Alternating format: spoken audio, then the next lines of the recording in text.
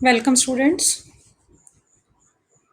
आज हम यूडोगोनियम के आगे के डेवलपमेंट के बारे में पढ़ेंगे। पिछले लेक्चर में हमने पढ़ा था कि यूडोगोनियम में किस तरह से मेल सेक्स ऑर्गन्स का विकास होता है, किस तरह से एंथ्रोजॉइट्स बनते हैं। आज हम पढ़ेंगे कि यूडोगोनियम में ooगोनियम का विकास या फीमेल सेक्स ऑर्गन्स किस प्रकार से बनते हैं। तो जिस तरह से यूडोगोनियम के फिलामेंट में कोई भी कैप्सेल एंथ्रीडियल सेल बनाती है, उसी तरह से कोई भी कैप्सेल कायिक तंतु की कोई भी कैप्सेल ooगोनियम मदर सेल की तरह कार्य कर सकती है। जो भी कोशिका ooगोनियल मदर सेल की तरह कार्य करती है, उस कोशिका में सबसे पहले एक अनुप्रस्थ विभाजन होता है। It divides transversely into an upper oogonium cell and a lower supporting cell, और जिसको हम सफल्ट्री सेल भी कहते हैं। यानी कि उसमें एक अनुप्रस्थ विभाजन होता है, जिससे कि ऊपर की तरफ ooगोनियम कोशिका बनती है, अंडधानी कोशिका बनती है, और नीचे की तरफ एक सहायक कोशिका का निर्माण होता है। इस सहायक कोशिका में फिर कई बार अनुप्रस्थ विभाजन होते हैं, तो जिससे कि एक चेन के अंदर बहुत सारी ooगोनियल सेल बन जाती हैं और लास्ट में नीचे की तरफ सपोर्टिंग सेल रहती है। तो एक साथ बहुत सारे ooगोनिया यूडोगोनियम के अंदर दिखाई देते हैं। जब ये ooगोनियम सेल थोड़ी मैच्योर हो जाती है, परिपक्व हो जाती है, तो ये थोड़ी फूल जाती है। With maturity the oogonium swells and become globose, और गोल हो जाती है। इसका प्रोटोप्लाज्म जो है वो एक यूनिन्यूक्लिएट नॉन मोटाइल एग का निर्माण करता है। इसका जो जीव द्रव्य है वो एकत्रित होकर के कोशिका के अंदर ही एक केंद्रकीय अचल एग का निर्माण करता है। अब ये एग जो शुरू में ये जो एग है, यंग एग जो है वो ग्रीन होता है, क्योंकि इसके अंदर उस समय क्लोरोप्लास्ट पाया जाता है। धीरे धीरे इसका कलर चेंज हो जाता है, और जब ये परिपक्व हो जाता है एग, तो इसके अंदर इसकी कोशिका में अ स्मॉल पोर और transfer slit develop on the oogonial wall.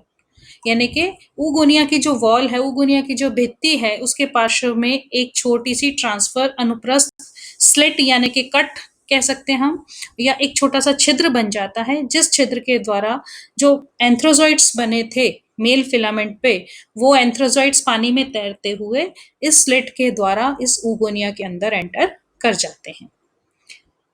जब इसके अंदर एग बन रहा होता है और जहां पर ये स्लिट बनती है, उस एग के अंदर स्लिट के ठीक नीचे receptor spot is present. Hyaline area develop हो जाता है, एक कचाव क्षेत्र बन जाता है, विकसित हो जाता है, जो कि रिसेप्टिव स्पॉट के रूप में कार्य करता है। कहां पर बनता है ये? जहां पर कि ooगोनिया की भित्ति में एक छिद्र बनता है या ट्रांसफर स्लिट बनती है, उसके ठीक पीछे की तरफ ये एक हाइलाइन एरिया या रिसेप्टिव स्पॉट बन जाता है।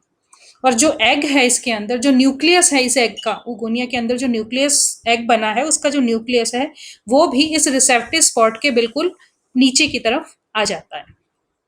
ये आप देखो, ये कोई भी एक कैप्सेल है जिसके अंदर अनुप्रस्थ विभाजन होता है, और ये ooगोनिया मदर सेल की तरह कार्य करती है, और इसके अंदर एक अनुप्रस्थ विभाजन होता है, तो नीचे की तरफ एक सहायक कोशिका या सफल्ट्री सेल बन जाती है, और ऊपर की सेल जो है वो ooगोनियल सेल कहलाती है। अब अगर इसमें फिर अनुप्रस्थ विभाजन होता है, तो ऊपर की कोशिका में फिर एक ooगोनियल मदर सेल बनी और नीचे की तरफ एक सपोर्टिंग सेल बन जाती है।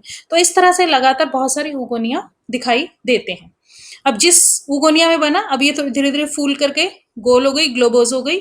अब इसके ऊपर एक ये स्लिट बन रही है, ये एक छिद्र बन रहा है, और इसके ठीक नीचे का जो एरिया है वो कचाप क्षेत्र विकसित हो जाता है, और ये जो न्यूक्लियस है वो इस क्षेत्र में यहाँ पर इस छिद्र के ठीक नीचे पहुंच जाता है। अब ये एग फर्टिलाइजेशन के लिए, निषेचन के लिए रेडी है। अब होता है निषेचन। तो prior to fertilisation a gelatinous material is extruded through the pore और slit to facilitate the entry of antherozoid in oogonium. यानी कि फर्टिलाइजेशन से ठीक पहले, निषेचन से ठीक पहले, ooगोनियम के स्लिट में से या पोर में से थोड़ा सा जिलेटिनस मटेरियल जो है वो बाहर की तरफ निकलता है, जिससे कि उस मटेरियल की तरफ अट्रैक्ट होकर के जो पुमणु है वो ooगोनिया तक पहुंचते हैं। और जनरली एक oogonia, normally one antherozoid enter through the slit, यानी कि जनरली एक ही पुमणु जो है वो इस स्लिट के द्वारा ooगोनिया के अंदर एंटर करता है और एग को निषेचित करता है। जब ये पुमणु एग को निषेचित कर देते हैं तो उसके बाद एक डिप्लॉयड जायगोट और oospore बनता है। After fertilization a diploid zygote और oospore इज फॉर्म्ड, यानी कि एक द्विगुणित युग्मनज, द्विगुणित युग्मनज या oospore का निर्माण होता है। अब ये oospore कैसा होता है? ये जो zygote separates itself from the oogoonial wall. अब ये जो oospore बना या जायगोट बना, ये oogonia की वॉल से अपने आप को अलग कर लेता है और अंदर ही ये अपने चारों तरफ 3 कोशिका भित्तियां सिक्रीट करता है, 3 कोशिका भित्ति का स्त्रावन करता है, यानी कि जो जायगोट है या oospore है वो अपने चारों तरफ 3 लेयर के द्वारा ढका हुआ रहता है। यंग जायगोट जो है वो कलर में ग्रीन होता है क्योंकि इसके अंदर क्लोरोप्लास्ट है, लेकिन जब ये जायगोट परिपक्व हो जाता है तो इसका कलर रेड ब्राउन हो जाता है। मेच्योरिटी पे, परिपक्व अवस्था में जब जायगोट परिपक्व हो जाता है तो इसका कलर रेड ब्राउन हो जाता है और इसकी आउटर मोस्ट वॉल यानी कि इसकी सबसे बाहर की भित्ति जो है वो ऑर्नामेंटेड हो जाती है, यानी कि मतलब उसके ऊपर कांटे जैसी संरचनाएं बन जाती हैं या किसी और तरह के अलंकरण बन जाते हैं। अब zygote is liberated by the DK of oogoonial wall.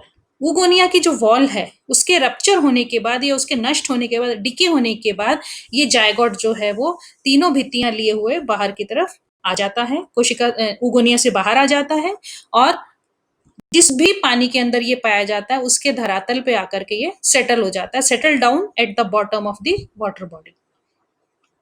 अब ये काफी समय तक विश्राम की अवस्था में रहता है। Zygote generally undergoes a long period of rest, तो ये काफी समय तक विश्राम की अवस्था में रहता है और ये विश्राम अवस्था इसकी प्रतिकूल परिस्थितियों को सहने में सहायता करती है, यानी कि ये तब तक रेस्ट या विश्राम अवस्था में रहता है जब तक कि कंडीशंस अनफेवरेबल हैं। तो जितनी भी प्रतिकूल परिस्थितियां हैं उस समय इस जायगोट के अंदर की जो प्रोटोप्लाज्म है उसके ऊपर किसी भी तरह का प्रतिकूल इफेक्ट नहीं आता है, क्योंकि इसके चारों तरफ जो भित्तियां पाई गई हैं वो बहुत थिक होती हैं, मोटी होती हैं, जो कि इसको प्रतिकूल परिस्थितियों से बचा करके रखती हैं। उसके बाद जैसे ही कंडीशंस फेवरेबल आती हैं, जैसे ही अनुकूल कंडीशन अवस्थाएं आती हैं, ये oospore जर्मिनेट हो जाता है, अंकुरित हो जाता है। जब अंकुरन होता है उस समय इसका जो डिप्लॉयड न्यूक्लियस है, द्विगुणित केंद्रक जो है, उसके अंदर मेयोसिस होता है। The diploid nucleus undergoes meiosis. इसके अंदर अर्धसूत्री विभाजन होता है जिससे कि 4 अगुणित पुत्री कोश न्यूक्लियस बनते हैं, पुत्री केंद्रक बनते हैं। हम सब जानते हैं कि मेयोसिस में 2 अवस्थाएं होती हैं, मेयोसिस 1 एंड 2, जिसके बाद की एक कोशिका से 4 कोशिकाएं बनती हैं और चारों में न्यूक्लियर क्रोमोसोम्स की संख्या मात्र कोशिका से आधी रह जाती है। तो डिप्लॉयड न्यूक्लियस था, उसके अंदर मेयोसिस हुआ जिससे कि 4 हैप्लॉयड डॉटर न्यूक्लियाई बन गए। अब ये चारों न्यूक्लियस थोड़ा थोड़ा साइटोप्लाज्म ले लेते हैं और 4 टुकड़ों में टूट जाते हैं। Protoplast of the cell also get divided into 4 segments. अब हर न्यूक्लियस थोड़ा साइटोप्लाज्म लेकर के 4 सेगमेंट बना देता है। हर टुकड़ा, ये चारों में से हर टुकड़ा कायांतरण के द्वारा, मेटामॉर्फोसिस के द्वारा एक बहुकशाभिकीय चल बीजाणु का निर्माण करता है, जिसको कि हम मियोजूस्पोर्स या मियोस्पोर्स भी बोलते हैं, क्योंकि ये मेयोसिस के बाद बनते हैं। इनका स्ट्रक्चर बिल्कुल चल बीजाणुओं जैसा ही होता है, जैसे कि असेक्सुअल रिप्रोडक्शन के अंदर चल बीजाणु बनते हैं। हम कह सकते हैं कि अलैंगिक जनन में जब चल बीजाणु या जूस्पोर्स बनते हैं, यहाँ पर जो अब जूस्पोर्स बने हैं ये बिल्कुल वैसे ही होते हैं, लेकिन इनको हम मियोजूस्पोर्स इसीलिए कहते हैं क्योंकि ये पहले मेयोसिस हुआ है, मेयोसिस के बाद बने हैं। अब ये जूस्पोर्स इसकी जायगोट की वॉल को भी रप्चर करते हैं और बाहर पानी में आकर के फ्लोट करने लग जाते हैं, पानी में आकर के तैरने लग जाते हैं। They liberate by the rupturing of the oospore wall. शुरू में जब ये पानी में बाहर आने लगते हैं, उस समय जब ये इसके जायगोट की वॉल को रप्चर करते हैं तो उस समय ये एक पतली और डेलिकेट वेसिकल के अंदर होते हैं, एक पतली सी मेम्ब्रेन के अंदर होते हैं, लेकिन जल्दी ही ये मेम्ब्रेन नष्ट हो जाती है और सारे जूस्पोर्स जो है वो फ्री हो जाते हैं और पानी में तैरने लगते हैं। कुछ समय तक तैरने के बाद they withdraw their flagella. After swimming for some time in water they withdraw their flagella, यानी कि कुछ समय तक पानी में तैरने के बाद ये अपने फ्लैजिला को या कशाभिकाओं को छोड़ देते हैं, क्योंकि ये मल्टी फ्लैजिलेट होते हैं, बहुकशाभिकीय होते हैं, तो ये अपने सारे फ्लैजिला छोड़ देते हैं और become attach to the substratum by their anterior end, और अपने अग्रभाग से ये आधार से चिपक जाते हैं। अब हर जूस्पोर अंकुरित होकर के एक नया हैप्लॉइड अगुणित ओडोगोनियम का तंतु बनाता है। उसके अंदर जैसे जूस्पोर, जिस तरह से जूस्पोर असेक्सुअल रिप्रोडक्शन के अंदर जर्मिनेट होते हैं, अलैंगिक जनन में जिस तरह से जूस्पोर्स ये चल बीजाणु अंकुरित होते हैं, ठीक उसी प्रकार से सेक्सुअल रिप्रोडक्शन में भी मियोजूस्पोर्स अंकुरित होते हैं। फर्क क्या होता है कि यदि मोनोइशियस स्पीशीज है तो सारे के सारे जूस्पोर्स जो है वो एक ही तरह के फिलामेंट बनाते हैं, यानी कि द्विलिंगी स्पीशीज है। मोनोइशियस स्पीशीज का मतलब कि होमोथैलिक है, यानी कि एक ही थैलस के ऊपर दोनों तरह के सेक्स ऑर्गन्स, मेल और फीमेल, नर और मादा, दोनों तरह के लैंगिक अंग पाए जाते हैं। तो यहाँ से मोनोस्पीशियस में जो मियोस्पोर्स बनते हैं उसके सारे के सारे फिलामेंट्स एक जैसे होते हैं। लेकिन डायोशियस स्पीशीज, एक लिंगी स्पीशीज जो हैं, जिनमें कि मेल और फीमेल फिलामेंट अलग अलग होते हैं, यदि उस तरह के प्लांट में फर्टिलाइजेशन हुआ है तो उसके बाद जो फिलामेंट्स बनेंगे, मियोजूस्पोर्स बनेंगे, उसमें से दो मेल और two develop into male and two develop into female oedogonium filament, यानी कि दो मियोजूस्पोर्स मेल फिलामेंट बनाएंगे जिसके कि बाद में जाकर के एंथ्रीडिया बनेंगे, और दो मियोजूस्पोर्स फीमेल फिलामेंट बनाएंगे जिसमें बाद में जाकर के ओगोनिया बनते हैं। ये है प्रोसीजर फर्टिलाइजेशन का। ये एंथ्रोजॉइड्स हैं जो कि मेल फिलामेंट से आए हैं, और ये ओगोनिया में ये एग बन गया है। एग के नीचे ये काचाब एरिया है, यहाँ पर न्यूक्लियस शिफ्ट हो जाता है। अब ये एंथ्रोजॉइड्स जो हैं, बहुत सारे यहाँ से एक केमिकल बाहर की तरफ आता है, ये ओगोनिया की तरफ से, और इस केमिकल से अट्रैक्ट होकर के ये एंथ्रोजॉइड्स इस तक पहुंचते हैं। कोई एक एंथ्रोजॉइड इसके अंदर एंटर कर जाता है और इसको फर्टिलाइज कर देता है। फर्टिलाइज होने के बाद ये अपने चारों तरफ, ये देखो आप कितनी मोटी भित्ति दिखाई दे रही है, ये 3 लेयर की होती है। अब ये जायगोट बन गया या ऊस्पोर बन गया है, जो कि अभी ओगोनिया के अंदर ही है। ओगोनिया के अंदर है, क्या है, ऊस्पोर या जायगोट, जो कि अपने चारों तरफ 3 लेयर की मोटी भित्ति सिक्रीट कर लेता है। अब ये ओगोनिया की वॉल को रप्चर करके, तोड़ करके, ये देखो आप यहाँ पर तोड़ करके ऊस्पोर बाहर आ जाता है, और कुछ समय तक पानी में तैरने के बाद ये सेटल डाउन हो जाता है और जर्मिनेट होता है जब कंडीशंस फेवरेबल आती हैं। जब ये अंकुरित होता है तो मियोसिस होता है इसके अंदर, और 4 मियोजूस्पोर्स बनते हैं। ये चारों मियोजूस्पोर्स अंकुरित होते हैं, ये मतलब इस वॉल को, उस स्पोर की वॉल को रप्चर करते हैं। रप्चर करके ये देखो इनमें बहुकशाबी की स्थिति दिखाई दे रही है मियोजूस्पोर्स के अंदर, और ये यंग फिलामेंट बनाते हैं। हर मियोजूस्पोर अंकुरित होकर के नया फिलामेंट बनाता है। यदि ये डायोशियस स्पीशीज है तो सारे फिलामेंट एक जैसे होंगे, यदि मोनोइशियस स्पीशीज है तो सारे 2 फिलामेंट मेल और 2 फीमेल होंगे। ये देखो आप, ये एंथ्रीडिया और ओगोनिया, हम कह सकते हैं कि ये अलग अलग फिलामेंट पे हैं। ये ओगोनिया और ये बहुत सारे एंथ्रीडिया बने, और इसके अंदर दो एंथ्रोजॉइड्स बनते हैं। हर कोशिका में 2 एंथ्रोजॉइड बनते हैं, ये हम पहले पढ़ चुके हैं। यहाँ पर भी ये आप देखो ओगोनिया है, इसमें ये एग बना, और यहाँ पर ये काचाब एरिया, रंगीन एरिया दिखाई दे रहा है। ये एंथ्रोजॉइड्स मेल फिलामेंट से आए, ये स्पर्म या एंथ्रोजॉइड्स, और यहाँ पर आकर के ये इसको फर्टिलाइज करेंगे, और उसके बाद इसमें मियोसिस होगा और 4 बनेंगे। ये जायगोट बनाई है, जायगोट में मियोसिस हुआ जिससे कि 4 मियोजूस्पोर्स बन गए। ये सेम प्रोसीजर है, फर्टिलाइजेशन का प्रोसेस है, मैंने अलग अलग उसमें दिखा रखा। तो इस तरह से ओइडोगोनियम के अंदर सेक्सुअल रिप्रोडक्शन पाया जाता है। हम लास्ट के लेक्चर में भी डिस्कस कर चुके हैं कि मेल फिलामेंट्स जो हैं वो 2 तरह के होते हैं, नेनेंड्रस और मैक्रेंड्रस। तो मैक्रेंड्रस स्पीशीज तो वो है जिसमें कि नॉर्मली एंथ्रीडियल सेल बनती है और उनसे एंथ्रोजॉइड्स बनते हैं, जबकि नेनेंड्रस स्पीशीज के अंदर पहले एंड्रोस्पोरेंजिया बनते हैं, उनसे एंड्रोस्पोर बनते हैं। वो एंड्रोस्पोर अंकुरित होकर के मेल फिलामेंट बनाते हैं, जो कि बहुत छोटा होता है, ड्वार्फ होता है, बोना होता है, जिसको कि हम नेनेंड्रस फिलामेंट कहते हैं। तो इसलिए वो नेनेंड्रस फिलामेंट में अब फिर एंथ्रोजॉइड्स बनते हैं। बाकी फीमेल फिलामेंट का डेवलपमेंट दोनों तरह की स्पीशीज में एक जैसा ही होता है। अब आता है अल्टरनेशन ऑफ जनरेशन या पीढ़ी एकांतरण ओइडोगोनियम में किस प्रकार का पाया जाता है। तो लाइफ साइकिल ऑफ ओइडोगोनियम्स हैप्लॉन्टिक, यानी कि एकली होती है। Dominate stage is free living haploid, क्योंकि हमने देखा कि जो डोमिनेट स्टेज है, जो मुख्य अवस्था है, वो फ्री लिविंग हैप्लॉइड है, यानी कि मुक्त रूप से तैरने वाली अगुणित अवस्था, गैमेटोफाइट अवस्था जो है वो इसके अंदर डोमिनेट करती है। और वो मेल गैमेट और फीमेल गैमेट बनाती है। ये दोनों फर्टिलाइज होकर के डिप्लॉयड जायगोट बनाते हैं।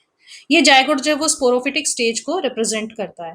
तो स्पोरोफिटिक स्टेज जो है वो केवल जायगोट के रूप में पाई जाती है, बाकी सारी अवस्थाएं इसके अंदर भी हेप्लॉइड होती हैं। इसीलिए इस तरह की लाइफ साइकिल को हम हेप्लॉन्टिक लाइफ साइकिल कहते हैं। तो ओइडोगोनियम के अंदर भी हेप्लॉन्टिक लाइफ साइकिल पाई जाती है।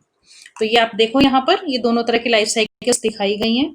ये एक फिलामेंट है जिसमें कि ये किस तरह का फिलामेंट है, ये द्विलिंगी है, यानी कि मेल और फीमेल दोनों तरह के सेक्स ऑर्गन्स एक ही के ऊपर, मोनोइशियस स्पीशीज है, एक ही प्लांट पे दोनों तरह के सेक्स ऑर्गन्स, ये एंथ्रीडिया और ये ऊगोनिया। तो पहले असेक्सुअल साइकिल देखें तो ये इसमें से कैप्सेल जो है वो जूस्पोरेंजियम बनाएगी। जूस्पोरेंजियम, यहाँ ये जूस्पोरेंजियम बना और जूस्पोरेंजियम से जूस्पोर बने, जूस्पोर अंकुरित होकर के नया फिलामेंट बना। ये तो अलैंगिक जनन। यदि लैंगिक जनन देखें तो ये ऊगोनियल सेल एग बनाएगी और ये एंथ्रीडिया जो है वो एंथ्रोजॉइड्स बनाएंगे। ये एंथ्रोजॉइड्स इस एग तक पहुंचेंगे और ऊस्पोर बनाएंगे। इस ऊस्पोर में मेयोसिस होगा जिससे कि मियोजूस्पोर्स बनेंगे। ये मियोजूस्पोर्स अंकुरित होकर के वापस चारों एक जैसे फिलामेंट बना देंगे। ये 4 फिलामेंट बने, ये चारों इसी तरह के फिलामेंट बन जाते हैं। ये आती है एक लिंगी स्पीशीज कि में एक प्लांट पे केवल मेल सेक्स ऑर्गन्स बनते हैं, एक पे केवल फीमेल सेक्स ऑर्गन्स बनते हैं। वो आप देख सकते हो, ये ऊगोनियल फिलामेंट और ये एंथ्रीडियल फिलामेंट। तो ये फिलामेंट्स हैं। आप देखो यहाँ पर ये एंथ्रीडिया बना, ये मेल फिलामेंट है और ये फीमेल, ये कैसा है, ये मेल फिलामेंट और यहाँ पर ये फीमेल फिलामेंट। मेल फिलामेंट के अंदर जूस्पोरेंजियम बना, जूस्पोर बने, उससे वापस जूस्पोर अंकुरित होकर के वापस मेल फिलामेंट बना देते हैं। ये अलैंगिक जनन है। फीमेल फिलामेंट यानी कि मादा तंतु जो है उसके अंदर जूस्पोरेंजियम बना, जूस्पोर बने, अंकुरित होकर के वापस मादा तंतु बना देते हैं। ये तो इनका अलैंगिक जनन हुआ। अब जब इनके अंदर लैंगिक जनन होता है तो उस समय क्या होता है, यहाँ से एंथ्रोजॉइड बने, इसके फिलामेंट के ऊपर एंथ्रोजॉइड्स बनेंगे ये रहे, और इस फिलामेंट के ऊपर जो मादा तंतु है इसके ऊपर बनेंगे ऊगोनिया, ऊगोनिया में बनेगा एग। ये एंथ्रोजॉइड एग तक पहुंचेंगे और ऊस्पोर बना देंगे। उस ऊस्पोर के अंदर मेयोसिस होगा और 4 मियोजूस्पोर्स बनेंगे। 4 मियोजूस्पोर्स के अंदर 2 अंकुरित होकर के नर तंतु बनाएंगे और 2 जूस्पोर्स अंकुरित होकर के मादा तंतु बना देंगे। तो इस तरह से ये हो जाएगी द्विलिंगी, एकलिंगी स्पीशीज और ये है द्विलिंगी स्पीशीज। तो इस तरह से ओइडोगोनियम के अंदर अल्टरनेशन ऑफ जनरेशन पाया जाता है। पीढ़ी एकांतरण जो कि हैप्लॉइड होता है। आप देख सकते हैं यहाँ पर सब में एन है, क्रोमोसोम्स की संख्या सब में अगुणित है। केवल ऊस्पोर जहां पर बना है, जायगोट बना है, वहां पर क्रोमोसोम्स की संख्या डिप्लॉइड है, द्विगुणित है। यहाँ पर केवल आप देखोगे 2n कहाँ पर है, केवल ऊस्पोर में, बाकी सब जगह n ही है क्रोमोसोम्स के। तो पूरी लाइफ के अंदर केवल ऊस्पोर स्पोरोफिटिक जनरेशन को रिप्रेजेंट करता है, बाकी सारी की सारी लाइफ साइकिल गैमेटोफिटिक होती है। इसलिए इस तरह की लाइफ साइकिल को हम हैप्लॉन्टिक लाइफ साइकिल कहते हैं। तो यहाँ पर आकर के ये भी वही चीज दिखाई गई है। यहाँ पर हाँ, ये चीज थोड़ा सा आप देख सकते हो कि यहाँ पर मैंने ये नेनेंड्रस स्पीशीज का, वो मैक्रेंड्रस स्पीशीज का था, यहाँ पर ये नेनेंड्रस स्पीशीज में किस तरह से सेक्सुअल साइकिल होती है। यदि ये द्विलिंगी स्पीशीज है तो ये एंड्रोस्पोरेंजियन सेल बनी, एंड्रोस्पोरेंजियल सेल से एंड्रोस्पोर बने, ये एंड्रोस्पोर अंकुरित होकर के ड्वार्फ फिलामेंट बनाएंगे। इस ड्वार्फ फिलामेंट के ऊपर अब एंथ्रोजॉइड्स बनेंगे। ये इस ऊगोनिया को फर्टिलाइज करेंगे और जूस्पोर्स, मियोजूस्पोर्स बनाएंगे और ये मियोजूस्पोर्स अंकुरित होकर के वापस फिलामेंट बना देते हैं। ये द्विलिंगी स्पीशीज है। ये मेल, वही मेल फिलामेंट, ये फीमेल फिलामेंट। मेल फिलामेंट में यहाँ फिर ये एंड्रोस्पोरेंजिया बने, एंड्रोस्पोरेंजिया से ये एंड्रोस्पोर बने, एंड्रोस्पोर अंकुरित होकर के ये ड्वार्फ फिलामेंट बनाया, इनसे फिर एंथ्रोजॉइड्स बने। यहाँ पर ये देखो, ये एंथ्रोजॉइड्स बने। ये ध्यान रखना कि ड्वार्फ फिलामेंट जो है वो हमेशा या तो उगुनिया की दीवार के ऊपर या फिर उसके नीचे की जो सहायक कोशिका है उसके ऊपर जाकर ही अंकुरित होते हैं। तो ये हमेशा यहाँ पर आपको अटैच्ड अवस्था में दिखाई देते हैं। ड्वार्फ फिलामेंट जो है वो उगुनिया के ठीक नीचे वाली कोशिका पे या उगुनिया की भित्ति के ऊपर आकर के ही अंकुरित होते हैं और यहीं पर इनमें एंथ्रोजॉइड्स बनते हैं। फिर ये इस ऊस्पोर बनाते हैं। बाकी सारे का सारा वैसा ही है कि 2 फिलामेंट फीमेल फिलामेंट और 2 मेल फिलामेंट। तो ये नेनेंड्रा स्पीशीज के अंदर लाइफ साइकिल है। इससे जस्ट पहले वाली जो थी वो मैक्रेंड्रा स्पीशीज के अंदर ओडोगोनियम की लाइफ साइकिल थी। तो यहाँ पर आकर के हमारा ओडोगोनियम का चैप्टर कंप्लीट होता है। Thank you.